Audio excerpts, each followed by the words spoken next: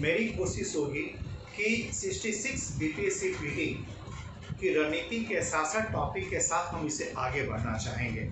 कई छात्र ने हमें इस बात पर कमेंट भी किया, कई ने आग्रह भी किया है कि सर लॉकडाउन की अवस्था में हम घर बैठे कैसे तैयारी कर सकते हैं। तो मैंने इस चीज़ों को यूट्यूब के माध्यम से लोगों को समझाने का प्रयास किया और साथ ही साथ मैंने प्रॉमिस किया कि प्रतिदिन 1 से 2 वीडियो मैं दूंगा और टॉपिक वाइज होगा और टारगेट ये 66 बीपीएससी पीटी होगा।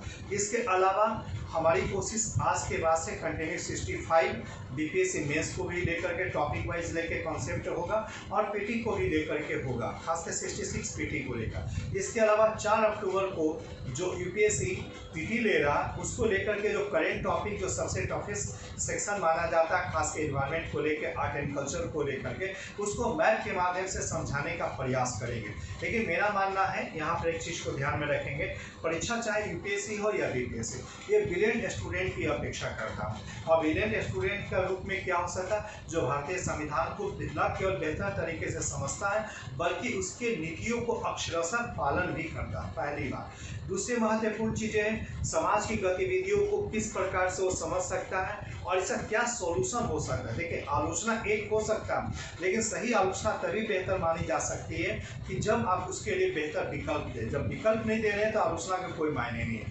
सरकार भी समझती है कि वर्तमान परिस्थितियों में कोई तो एक विचार आए, कोई तो लोग साथ इस चीज़ों को दे सके कि आखिरकार ये रणनीति क्या होगी, किस रूप में हम समस्या का समाधान करें। ये रचनाशीलता की काम होती है। इसी चीज़ों को कमीशन की अपेक्षा करती है। कमीशन अपेक्षा करता है कि कम से कम इन बातों को आप बेहतर तरीके से समझ सकें। क्या ठीक है?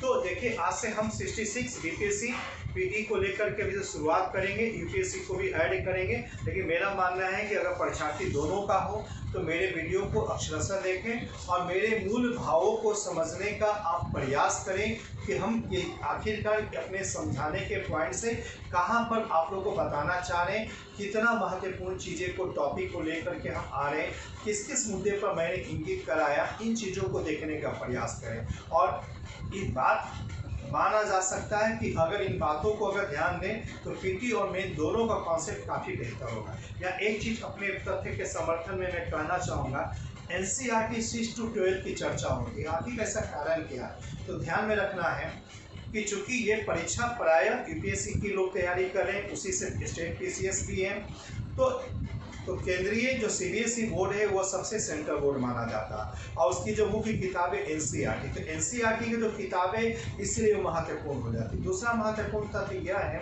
कि 6 to 12 की चर्चा होती है कि उसमें छपे हुए ज्ञान को लीजिए, कॉन्सेप्ट को लीजिए। लेकिन कई लोग को मैंने देखा कि उसमें छपे हुए केवल तथ्य को लेते हैं, उस कॉन्सेप्ट को नहीं ले पाते हैं, जिसके कारण उनकी तैयारी बहुत ज़्यादा परफेक्ट नहीं हो पाती। कई मैगजीन में भी देख लिया, कई नोट्स भी उपलब्ध हो चुके हैं कि उनमें 6 to 12 तक की एनसीईआरटी की बातें क्या क्या होता है, वो तथ्य दिया। लेकिन आपको तथ्य के साथ साथ वो तर्क को भी देखना पड़ेगा, उस व्यू को भी देखना पड़ेगा जो एग्जामिनर या जो लेखक ने लिखा है और जिसकी अपेक्षा एग्जामिनर कर रहे हैं। तो खैर चलिए, आज से हम पीटी की शुरुआत करें। वो शुरुआत एक रणनीति के तहत को लेकर के चर्चा करेंगे। आज पहला वीडियो में मैं इस चीज़ को चर्चा करेंगे, इसका टॉपिक को लेकर चर्चा करेंगे, कैसे कैसे टॉपिक को हम आगे बढ़ाएंगे। तो सबसे पहले पीटी स्पेशल में देखेंगे दो सेक्शन आता है। एक सेक्शन जो ट्रेडिशनल जीएस का है और दूसरा सेक्शन करेंट जीएस का है। तो ट्रेडिशनल जीएस में जनरल आर्ट सेक्शन को पुनः उपभाग में बांटते हैं और दूसरा जो है जनरल साइंस की बातें आती है। देख लें दो बात, जनरल आर्ट, जनरल साइंस। और करेंट जीएस में पर्सन, प्लेस पर फिर प्राइज, इवेंट्स, ये सारी चीज़ों की चर्चा होती है। तो जनरल आर्ट्स में भी देखेंगे इंडियन हिस्ट्री का सवाल ज़्यादा रहा है, इंडियन हिस्ट्री है, फिर ज्योग्राफी। ज्योग्राफी का मतलब वर्ल्ड भी है और इंडिया भी है। लेकिन इंडियन पॉलिटी, इंडियन इकोनॉमिक्स, देखिए 4 सेक्शन है। कौन कौन है? ये सेक्शन है हिस्ट्री, ज्योग्राफी। तो हिस्ट्री में वर्ल्ड का भी आता है, लेकिन वर्ल्ड में इंडियन ही ज़्यादा फोकस होता है। दूसरी चीज़ है ज्योग्राफी। ज्योग्राफी में इंडियन भी है, वर्ल्ड भी है, दोनों से जुड़ा हुआ।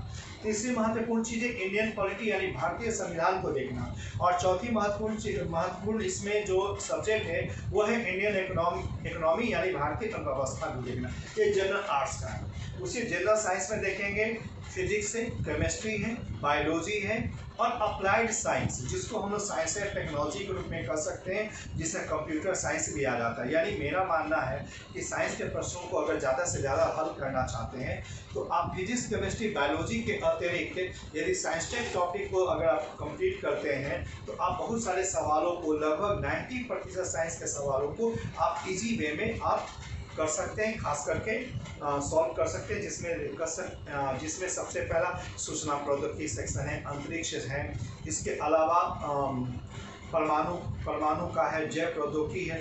ये जो बायोटेक्नोलॉजी या स्पेस टेक्नोलॉजी या एटॉमिक एनर्जी को जो चर्चा होती है, या आप कह सकते हैं इंफॉर्मेशन टेक्नोलॉजी की जो चर्चा होती है, इसके सप्लीमेंट भी कई सेक्शन जो है, अगर इसको तैयार कर लें तो ये सेक्शन तैयार हो सकता है। तो साइंस के बारे में हम लोग अपने संस्थान के माध्यम में हम लोग यही बताते हैं कि आप ट्रेडिशनल क्वेश्चंस को उठा सके, प्रीवियस जो पूछे गए क्वेश्चंस को, लेकिन पढ़ना आपको जो है करीब आपको पूरी जो रणनीति होनी चाहिए वो साइंस टेक पर आधारित होना चाहिए। यहाँ की बात अगर हम लोग करें, आर्ट्स की बात पर चर्चा करें तो ध्यान में रखिएगा, अगर 66 बीपीएससी पीटी को लेकर अगर चल रहे हैं तो हिस्ट्री का सबसे ज़्यादा सवाल आता है। लगभग आप देख सकते हैं 35 से लेकर करके ये 40 सवाल हिस्ट्री से पूछा जा रहा है। 35 है, ज्योग्राफी में कम है, इकोनॉमी में कम है, पॉलिटी में कम है, लेकिन इस सेक्शन का महत्ता ऐसे कम नहीं हो रही है। लेकिन ये सेक्शन में अगर वरीयता देना है तो आर्ट्स से वरीयता देनी होगी, हिस्ट्री खास करके बीपीएससी पीटी को लेकर। लेकिन जब आप यूपीएससी पीटी की ओर जाते हैं तो निश्चित तौर पर आपको ज्योग्राफी भी ध्यान में देना होगा। अब इसके अलावा हम लोग कह सकते हैं कि पर्सन, प्लेस, प्राइस और इवेंट्स को लेकर के जो चर्चा होती है, जो एक साल के प्रश्नों को ज़्यादा है, और हम लोग कहते हैं कि परीक्षा जिस समय हो रही है उसके लगभग 1 महीना पहले की दिन की घटना घटे। अब उदाहरण के लिए 15 अक्टूबर को एग्जाम है, मान लिया जाए, ये एक मतलब बेसिक कॉन्सेप्ट के रूप में मैं बताना चाह रहा हूँ, कोई डेट ऐसा निर्धारित नहीं है। 15 अगर अक्टूबर को परीक्षा है तो 15 सितंबर तक घटित घटना को, उस समय के मैगजीन को नहीं, मैगजीन चूंकि 1 महीना 2 महीना पहले की घटना लेता है, लेकिन उस दिन की जो तक घटना को भी आपको जानकारी में रखना होगा। उसके बाद लास्ट 6 महीना तक पर ज़्यादा, यानी 15 सितंबर से 6 महीना पहले अगर मान लेते हैं, यानी 15 मार्च से 15 सितंबर तक की घटना ज़्यादा होगी। कभी कभी कुछ ऐसी घटनाएं होती हैं जिसका प्रभाव एक लंबे समय तक पड़ता है, तो वो साल भर की चीज़ों को देखना होगा। यानी लास्ट 6 महीना फर्स्ट फेज में, इसके बाद आप साल भर की घटना को आप देख सकते हैं। तो ये करेंट इवेंट्स के साथ ये जुड़ी हुई बातें हैं। इसके अलावा हम लोग कह सकते हैं कि बिहार स्पेशल, खास करके बीपीएससी दे रहे हैं तो बिहार स्पेशल की भी चर्चा करनी बहुत ही जरूरी है, क्योंकि बिहार से भी सवाल कई आते हैं। और यहाँ एक चीज़ मैं बताना चाहूँगा कि बिहार से जुड़ी हुई कोई भी स्पष्ट पुस्तक जिनसे पूछा जाता उससे नहीं क्लियर है। खास करके हिस्ट्री का सेक्शन का जो सवाल है वो बिहार के किसी किताब में सामान्यता नहीं मिलती है, इस चीज़ को ध्यान रखना होगा। हाँ, बिहार सरकार जो विगत 13-14 सालों से आर्थिक समीक्षा देती है, तो करेंट पर आधारित जो सवाल है वो आपको बिहार सरकार के इकोनॉमिक सर्वे में हो सकता है। इसके अलावा जो मेरा मटेरियल जो है बिहार 2020, उससे भी सवाल लड़ने की बहुत ज़्यादा संभावना होती है। चूँकि मैंने मंत्रालय से जो रिपोर्ट तैयार किया है, हमने जो आर्थिक समीक्षा का जो रिपोर्ट है, जो अपने एक्सपीरियंस का जो चीज़ था, उन चीज़ों को हमने खासकर डेवलपमेंट वर्क के साथ मैंने देने का प्रयास किया, जिस पुस्तक का नाम है बिहार 2020। ये हम अपने संस्थान के छात्रों को ही ज़्यादा उपलब्ध कराते हैं। परीक्षा के लास्ट मौके पर मैं अन्य मैगजीन कॉर्नर को भी देता हूँ। तो कुल मिलाकर के अगर आप देखेंगे सिलेक्शन को आधार पर इस रणनीति पर चर्चा करें तो 150 सवाल इस बार भी रहने की संभावना है, क्योंकि कोई परिवर्तन अभी तक कुछ सूचना नहीं मिली है। जिसमें कि सिलेक्शन आप देख सकते हैं, जनरल का सिलेक्शन 97, आप कैटेगरी वाइज आपका लाभ हो सकता है, लेकिन आपको हमेशा तैयारी जनरल के पुरुष के कटअप को ही लेके चलना पड़ेगा। अगर उस तैयारी को लेके चलते हैं तो कैटेगरी का लाभ आपको निश्चित तौर पर मिलेगा। तो 97, 98 हुआ, यानी ऑलमोस्ट हम लोग मानते हैं कि 100% मतलब 100 मार्क्स प्लस आना चाहिए। अगर 100 मार्क्स आने का आपकी तैयारी है, आपका दावा है, जो प्रश्न बनाए हैं, तो आप एक पीटी निश्चित तौर पर निकाल रहे हैं। ये इस चीज़ को फोकस करना होगा। और 100 मार्क्स में को लाने के लिए चूँकि कोई निगेटिव मार्किंग नहीं है, तो उसके लाने के लिए क्या करना पड़ेगा, तो ध्यान में देना है कि हिस्ट्री सेक्शन जो है, हिस्ट्री सेक्शन का सवाल, इसके बाद देखते हैं बिहार सेक्शन का सवाल, साइंस सेक्शन का सवाल, अब करेंट सेक्शन का सवाल, ये सबसे ज़्यादा अगर ये चारों को अगर आप फोकस करते हैं, हिस्ट्री है, बिहार है, साइंस है, करेंट है, अगर ये चारों को अगर आप फोकस करते हैं तो 110 सवाल प्लस इन्हीं से पूछा जा रहा है। ध्यान रखेंगे 110 प्लस, सिलेक्शन 100 पर है, यानी कहने का मतलब है 4 पर आपकी तैयारी बिल्कुल परफेक्ट होनी चाहिए। अगर ये 4 तैयारी कर रहे हैं तो आप ज़्यादा से ज़्यादा लाभ लेने की स्थिति में रहेंगे। इसके अलावा पॉलिटी इकोनॉमिक्स, ये साइंस भी आप देख रहे हैं, पॉलिटी इकोनॉमिक्स भी देख रहे हैं, ज्योग्राफी भी देख रहे हैं, ये सेक्शन खासे बीपीएससी के लिए हो सकता है। लेकिन चूंकि बीपीएससी का फिक्स पैमाना नहीं है कि अगला बार भी हिस्ट्री ही ज़्यादा पूछेगा, ज्योग्राफी भी कभी कभी सवाल हो सकता है, तो फिर इसीलिए हमारी कोशिश होती है कि प्रीवियस क्वेश्चन के आधार पर रणनीति ये बनती है, लेकिन आगामी के लिए भी रणनीति यही होगी। इसके लिए जरूरी है कि आप अदर सेक्शन का भी फोकस कर सकते हैं। तो एक संभावना बन सकती है कि हिस्ट्री, बिहार, साइंस और करेंट टॉपिक को अगर आप लेके चलते हैं तो ज़्यादा से ज़्यादा सवालों को आप उत्तर दे पाने की स्थिति में होंगे। उसी प्रकार अगर सेल्फ हैंड में लेना चाहते हैं तो आप पॉलिटी के सेक्शन को भी लेना होगा और साथ ही साथ इकोनॉमिक्स के सेक्शन को भी लेना होगा, ज्योग्राफी को भी लेना होगा।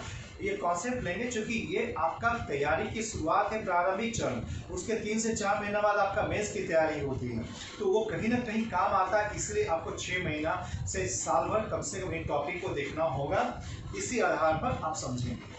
चलिए आज इस वीडियो को मैं यही समाप्त करना चाहूँगा। नेक्स्ट वीडियो से मैं पुनः उपलब्ध होऊंगा, लेकिन जाते जाते एक लाइन मैं कहना चाहता हूँ कि ये आज से शुरुआत मैंने कर दिया, फिर टारगेट पीटी को लेकर मैंने शुरुआत किया, टारगेट मेंस की रणनीति का भी शुरुआत होगा, यूपीएससी की भी शुरुआत होगा, लेकिन 3 अलग अलग वीडियो मेरे आप प्ले लिस्ट में जाएंगे तो आप उसमें उसको आप देखेंगे तो प्ले लिस्ट के साथ 66 पीटी भी होगा, 65 मेंस भी होगा और यूपीएससी 2020 भी होगा। तो तीनों के आधार पर वीडियो मैं तैयार कर रहा हूं, लेकिन यहाँ मैं कहना चाहूँगा कि मैं इसके साथ शुरुआत में किया।